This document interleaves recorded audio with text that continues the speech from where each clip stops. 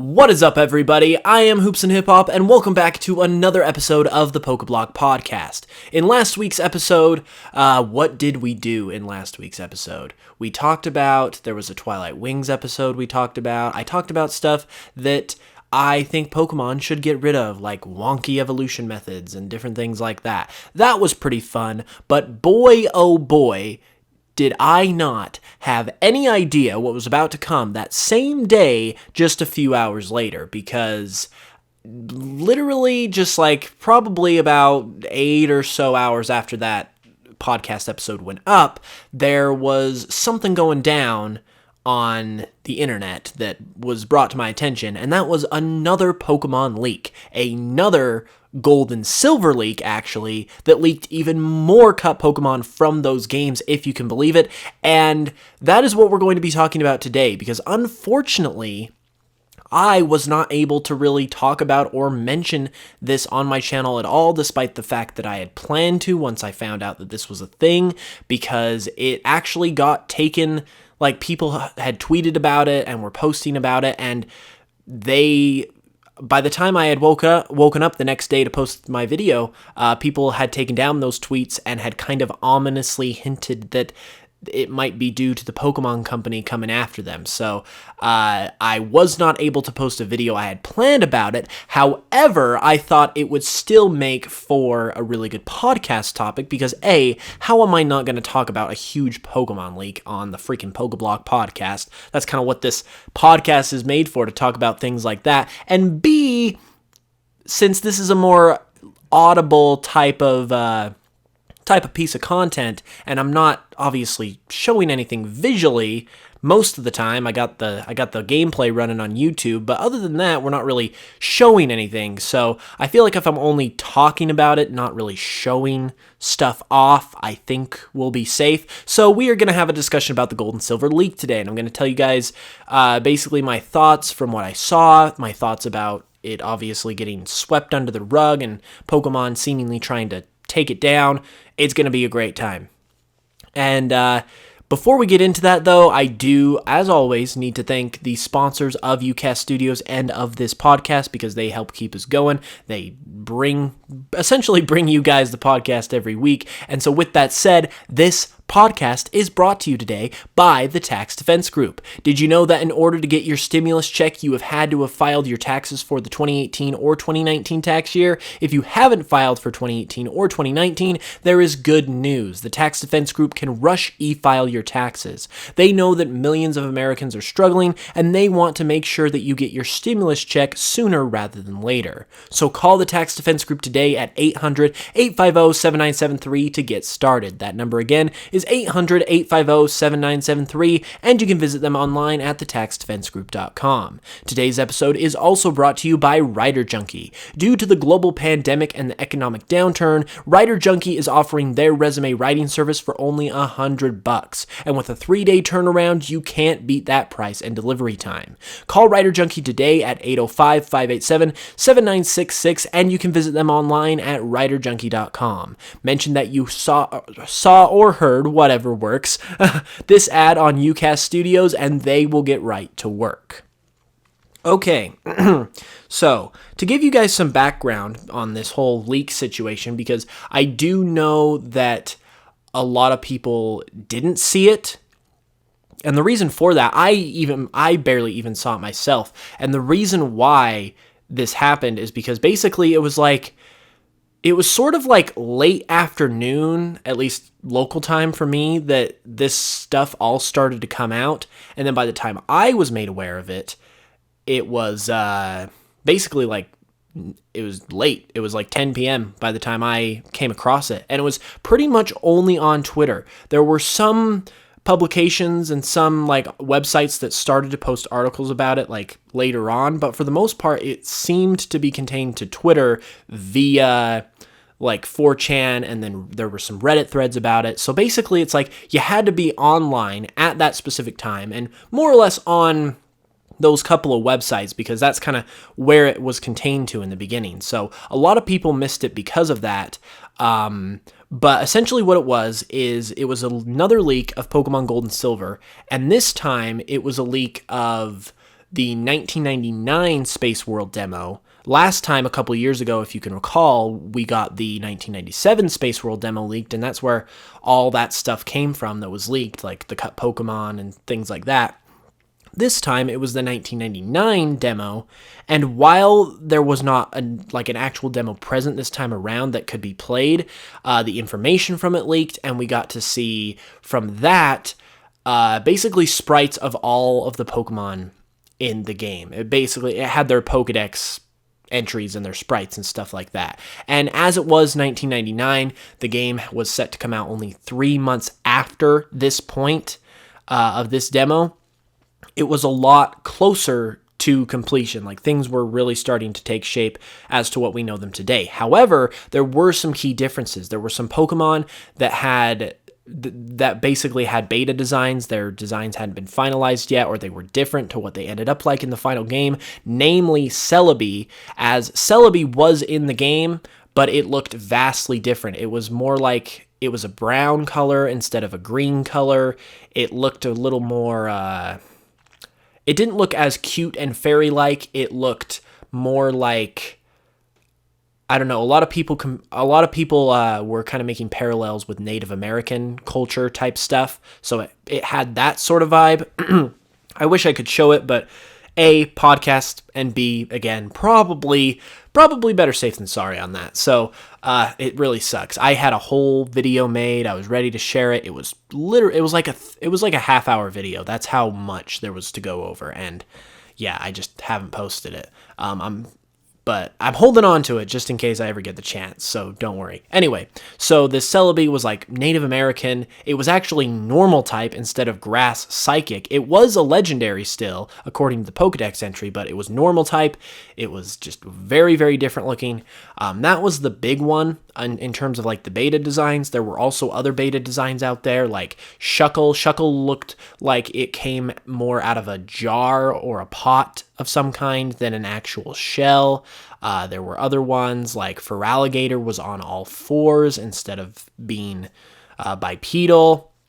There were, let's see, there were a bunch of different ones. There were like several different ones, I'll say. There was Larvitar that like basically had a placeholder sprite, so it really had a very basic and just unfinished design to it that was provided in there. Same thing was true for Dunsparce. There was a really interesting Octillery design that was literally, it was like in between the design we saw in the 1997 Space World demo, where it kind of had a military hat on and looked very much more like a tank, and its final design where like you can kind of tell it's like a cannon, but it's hard to tell at the same time. This design in the was from this leak was like smack dab in between those two. So it was really cool to see the evolution of that. Another Pokemon that had that same situation was Sneasel. If you can recall, in the 97 Space World demo, Sneasel was literally just a weasel with long claws. It was extremely plain looking, and then in the 99 Space World demo, it was that same Pokemon, that same design, but it had adopted the darker colors and attitude and personality of Final Sneasel, just not quite, it hadn't quite got to that appearance yet. So it was like right in between, and you were able to see the design evolution right before your eyes. It was just really absolutely super fascinating. And the other thing that's really fascinating is the fact that this demo, as I said, came out 3 months before the game was finished, like before it came out in Japan. So when they said the release date is this day and it's not coming out till this day, well, it's not like they were just sitting on it for months and months. They were working right up until the finish line, which is really cool because a lot of times you kind of assume that they have it done ahead of time or whatever. So I thought that was pretty cool. And then the other part of this leak that really leaked the juicy stuff was source code for what I believe was the Korean version of Gold and Silver. So there were, so from how I understand it, there was the demo, and then there was somehow there was localized versions of the game, specifically the Korean version. where the source code had been leaked. And I don't know if it was the final version of the game or if it was the demo, but yeah, basically it was source code from the Korean version of the game that was leaked. And this is what actually provided, and this was early, another part of this was that this was the time frame of this stuff is believed to be early 97, 98, so shortly after the 97 Space World demo. And and this is also like more so like I guess the whole game in terms of the source code as opposed to the demo. So there's different kinds of things that were leaked as opposed, and there were also things like in the 97 demo that leaked here, kind of strengthening its validity, which by the way, all of this was definitely like confirmed to be legit pretty rapidly, because people who like leakers and people who archive this kind of stuff like were able to identify it as legit pretty quickly. So there really wasn't any doubt that it was legit from the get-go, which is cool. But yeah, in the source code leak from the Korean version of the game, I feel like I haven't said that enough, so I wanted to get it in one more time. This is where all the cut Pokemon were. And there was actually a lot of them, in addition to some more beta designs that we'll also get into. In total, between all of between all of the different sources, I believe I counted about 68 cut designs, whether it was a beta design or a cut Pokemon. 68 total. That is a lot. That is a ton. And amongst those, like I said, there was a lot of cut Pokemon in this section. There was some that looked to be almost definitively early versions of future Pokemon that were planned for Gold and Silver, kind of like how we saw with the other demo, like we saw Mime Jr. in the Space World demo that was planned for this game and then was cut, obviously came out in Sinnoh.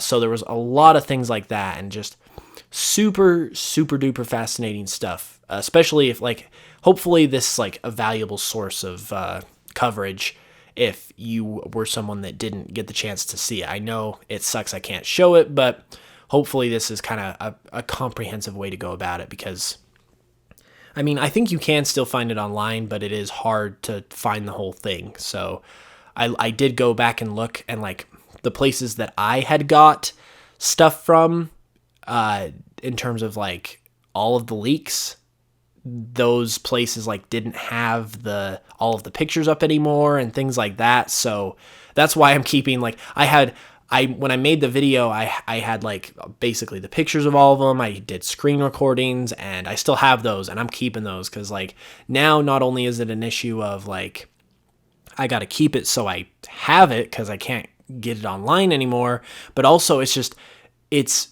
really important that this stuff be archived, and that's why it's really stupid that Pokemon is seemingly trying to sweep it under the rug, because this stuff is the history of the series, and it's frankly the history of video games, because Gold and Silver was one of the most, in addition to Pokemon being the highest grossing franchise of all time, it's also one of the most influential and significant video game series of all time.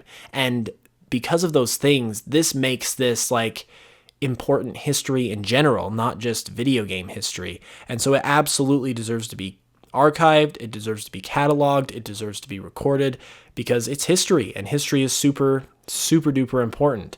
All of this stuff was obtained via illegal hacking, so there is that. Obviously it wasn't without their discretion, or obviously it was without their discretion, but the main thing here that's like Game Freak and the Pokemon Company, they just need to let go, is it would be one thing if it was for like Sword and Shield and it was for an upcoming game that hadn't released yet. That would be a big deal, and then you could definitely side with them on this.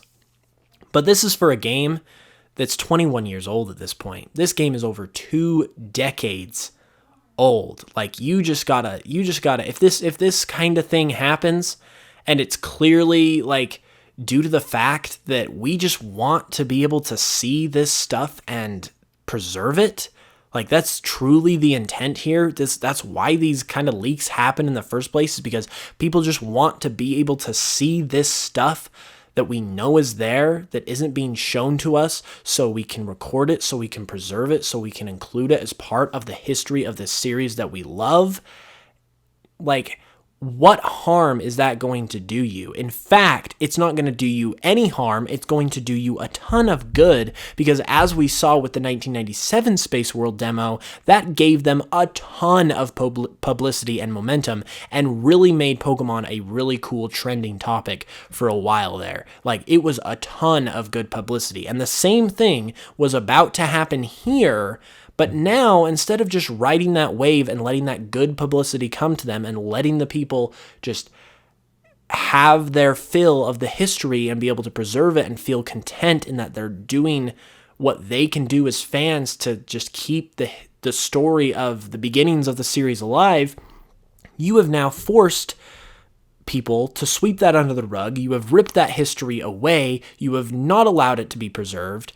And you have made yourself out to be somewhat of a villain in the process, because now you look like that crotchety old man who just can't get with the times, that refuses to like work with the fan base and refuses to just like adapt and change and evolve, and you now look like the bad guy. So now not only do you not have the good publicity from just letting people enjoy this since it's already out there, but now you look like the bad guy for taking it away.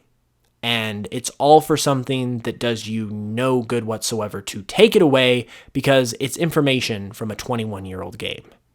Like, in my opinion, I hypothetically, very extremely hypothetically, they could have something cooking related to that's coming up. A lot of people suggested that they clearly recycle designs a lot of the time, so maybe they're thinking, oh, we might use these designs again, so we don't want to have people see them now. But unless some extreme situation was brought to light that was related to this and that they were planning in terms of future content, this does them absolutely nothing but bad. Like, they really should have thought this one through when they decided to play the bad guy, because it doesn't do them any good to take it down, and it only makes them out to be sort of a villain, like I said. So it's really a dang shame. Hopefully that will get resolved in the future. But yeah, that is the situation. I did say I wanted to go over that a little bit, so I'm glad that we kind of like segued into that naturally, because I did want to talk about that. But it is about time I get off my soapbox, because we do have a lot of cut Pokemon I do want to continue talking about. So it feels good to get that off my chest, though, because I was really, really frustrated when that happened, and I feel very strongly about that stuff. So yeah, that is what that is. But let's go ahead and get back into the actual cut Pokemon themselves. Before we do, though, I just want to give a quick reminder, quick shout out to the Tax Defense Group. Be sure to check them out if you still need stuff done with your taxes. 800-850-7973 is the number. TaxDefenseGroup.com is the website. Also, Writer Junkie, shout out to them. Give them a check. Give them a look. 805-587-7966 is the number. WriterJunkie.com is the website. Check them out and thanks to them for sponsoring this podcast.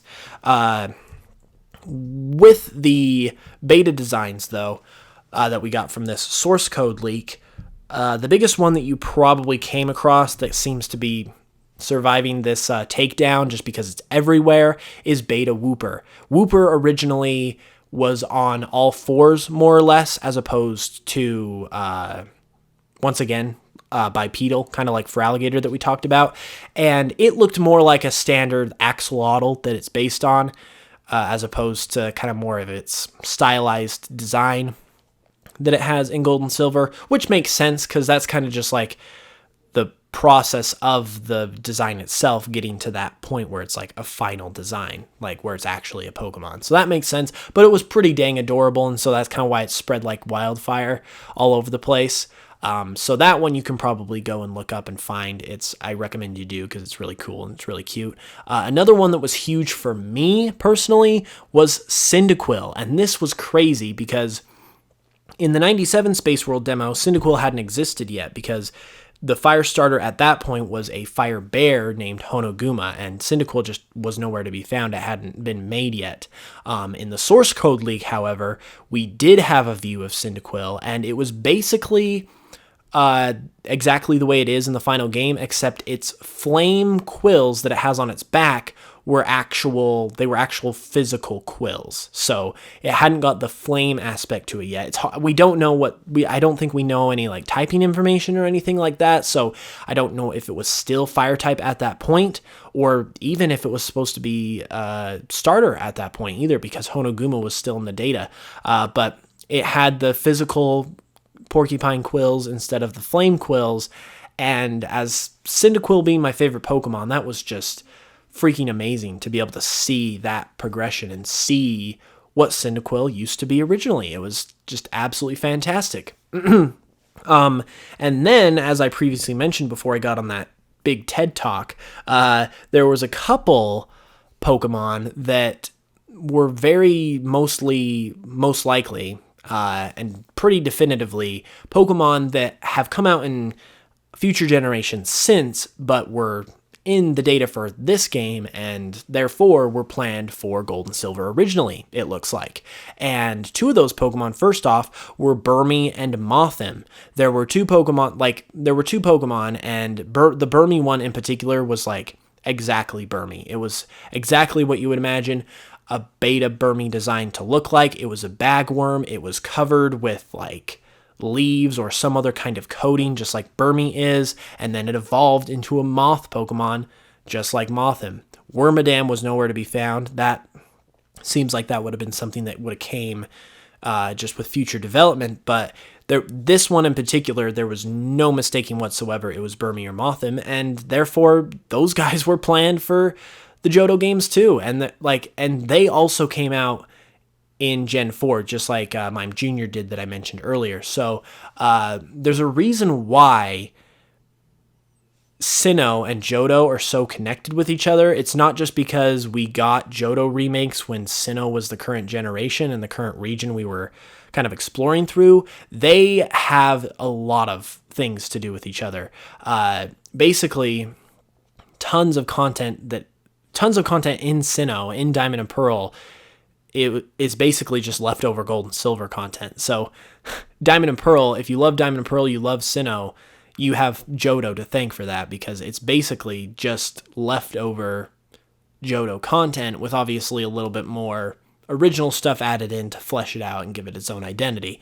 And that's really, really fascinating, because not only are we getting to see the origins of the Gold and Silver games and of the Johto region, as a byproduct of that, it's showing us the origins of Johto and of another region entirely. And that's what I find so fascinating, is to just be able to see where all of this stuff started.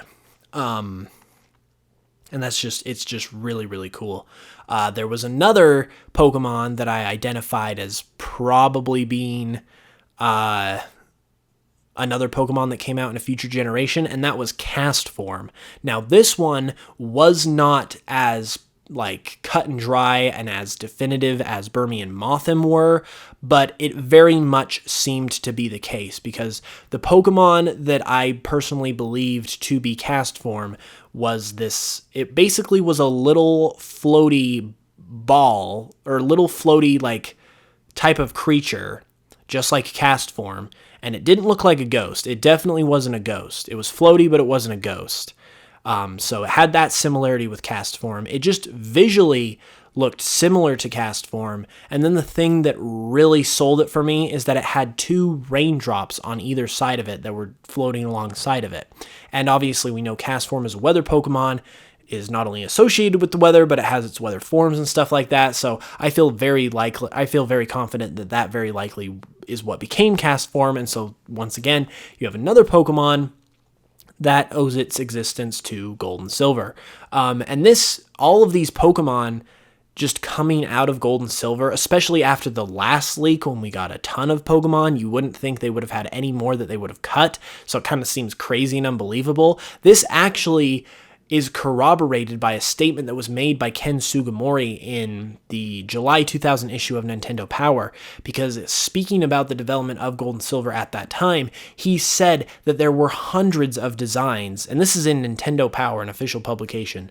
There were hundreds of designs that were made for Gold and Silver, and Game Freak basically just chipped away at that list and cut most of them until they ended up with the final roster, which development-wise is probably a really good way to build a Pokemon Pokedex for a region, but it basically just 20 years later corroborates what we are seeing in this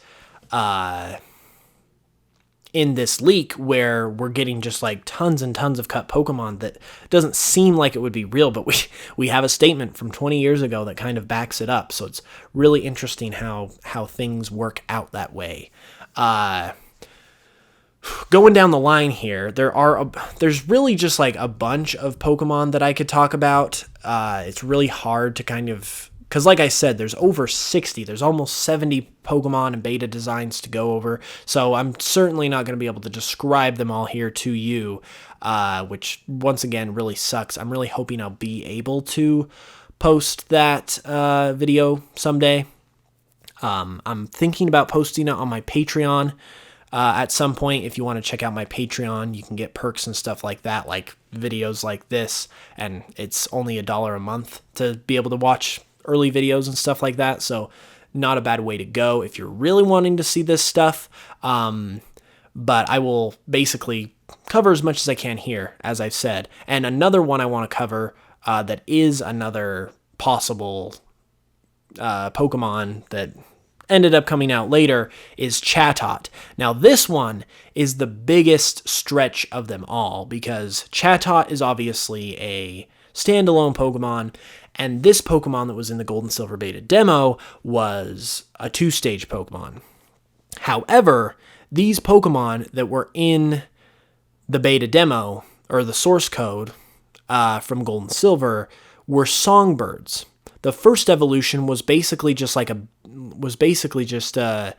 was a round, rotund, just little bird, and it had a note coming off of the top of its head, kind of like a quail almost, how they have those things that come off their forehead, but it was a musical note. And then it evolved into what looked like a swan type of animal or bird or something like that was in the shape of a treble clef. So they were very clearly musically inspired, just as Chatot is.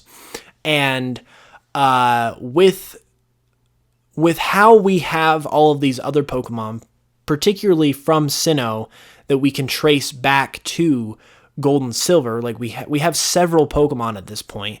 The fact that these two songbird Pokemon have the exact same, not only inspiration in being birds, but also the musical inspiration, you obviously can draw an infinite amount of parallels to the point where it's hard to say definitively, like once again, the Burmy Mothim situation, because you don't have the stark similarity in their designs per se, but you just have so many other things that connect the two that you could say with a decent amount of certainty that once again is where Chatot originated. They probably, like, any number of things can happen in the development process, and for Chatot specifically with its story, it could have started out as this 2-stage line, but then they cut it from Gold and Silver. They hung on to the design. When they were developing Diamond and Pearl, they would have looked in their catalog of stuff that could work for this region. They brought back the Songbird, and as they were developing that game,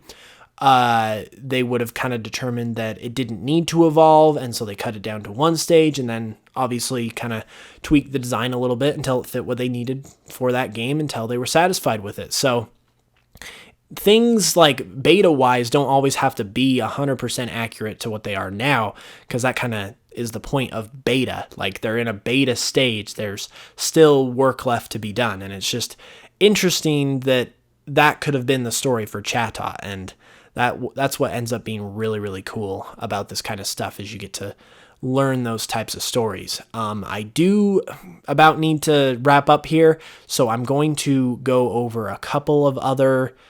I'm going to highlight a couple other Pokemon really quickly that just come to mind that were cut. There was this, it was kind of like a dinosaur, plesiosaur, like aquatic reptile type of Pokemon. I know that's a really weird description, but it was a reptile, like sort of like a Lapras type of Pokemon, that sort of thing, that was shaped like a Viking ship. And so that was a really interesting one. It had the Viking ship shape where its fins were the oars. It had the whole general shape of one of those classic Viking ships and was a Pokemon similar to Lapras in terms of it being that sort of type of creature. There was also, there were just a bunch, and it's really hard to nail down one or the other. There was one that,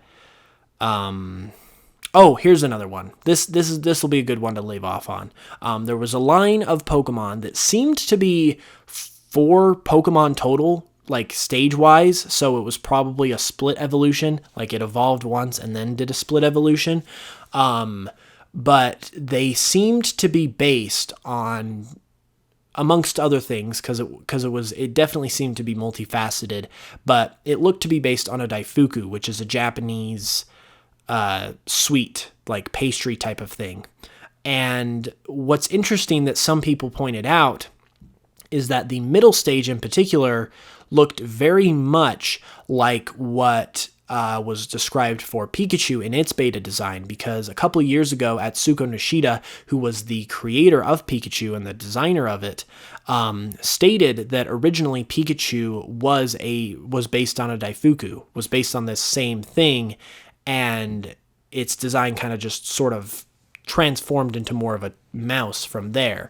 So the fact that this, based on her description of what Pikachu used to look like, this Pokemon in the source code of Gold and Silver looks very, very much like that. So it's very possible that they took that original design for Pikachu, that was the Daifuku creature, and repurposed it into this design that ultimately, sadly, got cut as well, but it looked really, really interesting, and just has, if that all of that is true, obviously just has that much more going for it in terms of the history of the franchise itself, which is why this stuff needs to be preserved, it needs to be cataloged, and it needs to be allowed to do so. So hopefully someday, cross my fingers, I'll be able to post that video. You guys can see the designs for yourself, and we'll be able to kind of just talk about it in the open without having to worry about getting like reported or taken down for just talking about something we love and talking about the history of it. But with that being said, I got to wrap it up. Thank you all so much for listening. Wherever you're listening, hit that follow button if you haven't already. You can check me out on my YouTube channel if you want more Pokemon content, Hoops and Hip Hop. And we will be back next Friday, as we always are, with another one. So with that being said, I hope you guys have a great weekend, have a great following week, and I will see you next Friday. And until then, as always, I love you, and I will smell you guys later.